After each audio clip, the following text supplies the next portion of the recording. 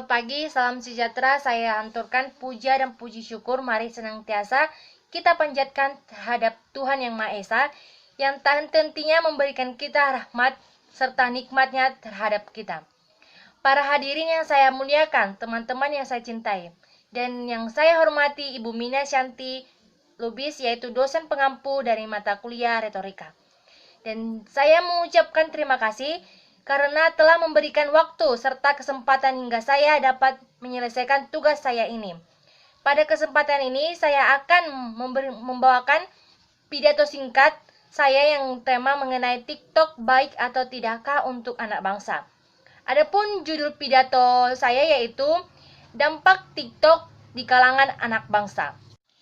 Teknologi adalah bagian penting dalam hidup manusia dewasa ini. Dengan adanya teknologi, manusia bisa begitu terbantu dan semua pekerjaan akan berjalan dengan lebih cepat serta efisien. Di era modern saat ini, dengan kemajuan teknologi yang terus-menerus,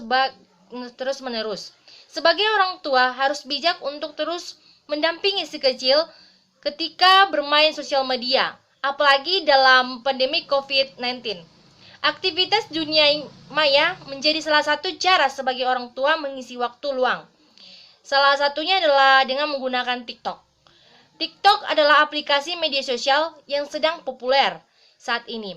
Salah satunya masalah yang paling umum terkait dengan platform ini adalah pengaruhnya terhadap kesehatan mental seseorang.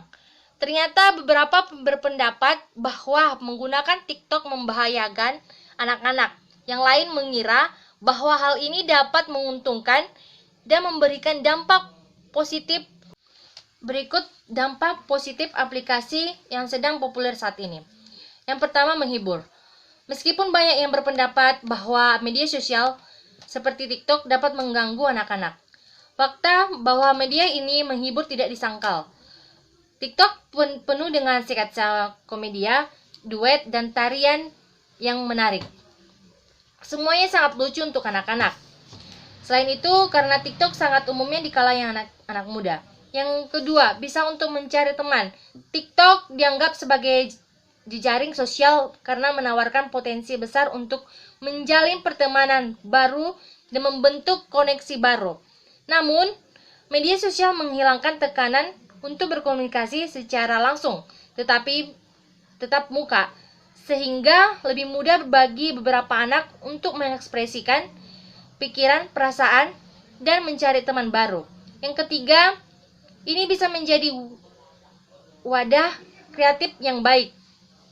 Meskipun mungkin tidak dampak begitu dari awal, ada beberapa seni dan kreativitas aktivitas untuk membuat TikTok. Misalnya saat membuat TikTok, menari dan harus memilih di antara opsi filter yang berbeda, membuat pilihan musiknya sesuai gerakan tari menari. Yang keempat, menawarkan penghasilan ini adalah fakta yang diketahui secara luas saat ini bahwa pembuat TikTok termaksud diantara yang dibayar tertinggi di dunia. Saat ini ada agen kepanduan TikTok yang berdedikasi dan seluruh rangkaian sponsor yang menunggu untuk memamerkan produk mereka kepada audiens target mereka melalui ini. Nah, selain dampak positif yang ada ketika bermain TikTok, ternyata ada juga loh dampak negatif ketika anak menggunakan aplikasi tersebut. Berikut dampak negatif yang bisa muncul. Simak ya. Yang pertama, berpotensi terkena predator seksual.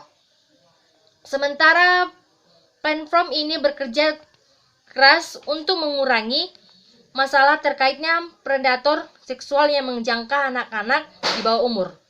Masalah ini masih lazim di TikTok. Meskipun platform ini ditunjukkan untuk remaja dan anak-anak, masih banyak loh pengguna yang lebih tua yang menggunakan TikTok. Namun ketika di video dewasa ini mengirim pesan dan gambar ekspresi kepada anak-anak itu menjadi masalah. Yang kedua, dapat merusak privasi. Selain itu, TikTok dapat membahayakan privasi seseorang. Umumnya anak-anak tidak menyadari masalah privasi yang muncul karena mempertontonkan hidup mereka untuk orang lain. Seringkali anak membuat film di depan rumah mereka, berbagai lokasi mereka, memamerkan mobil orang tua, dan menampilkan plat nomor.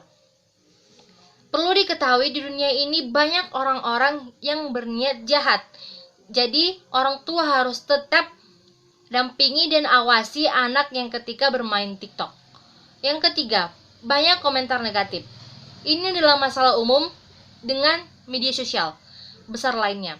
Komentar negatif dapat sangat mengaruhi harga diri dan kepercayaan diri seseorang, dan bahkan mengakibatkan masalah mencederai diri atau citra tubuh.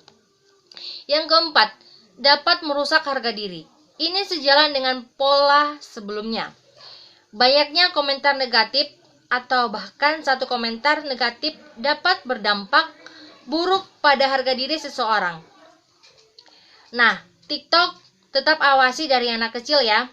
Harus dampingi si kecil ketika bermain sosial media, bukan hanya TikTok.